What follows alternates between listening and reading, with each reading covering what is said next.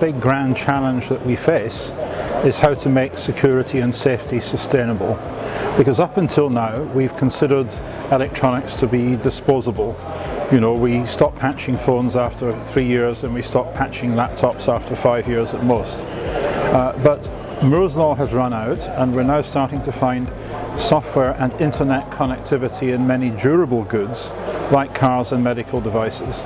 So the problem now is, how do you keep on patching software for 10 years or 20 years and in some cases even 40 years when this software is going to be in devices that keep on working and are connected to the internet? How do you do that in some reasonable economic way? Well, there are some industries where software has already been patched for many years.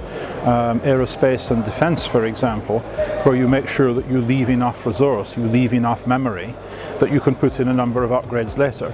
Or you've got removable modules containing components of the system that can be replaced. But if you are, for example, doing a civil engineering project and you've got systems that have to last for 40 years or longer, how do you see to it that those can last? Suppose you're embedding sensors in a bridge to measure the bridge's stresses and strains and to make sure that the concrete isn't cracking and that the steel isn't corroding. How do you maintain electronics like that for a period that's comparable to a human lifetime? And a much more obvious mass market question is, how do you maintain software in cars for 20 years?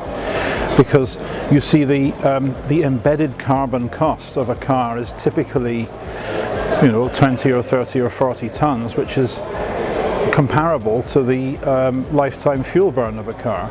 So if you reduce the lifetime of cars from, say, 15 years to 6 years, as some people in the car industry would like, then you will more than double the CO2 emissions from road transport.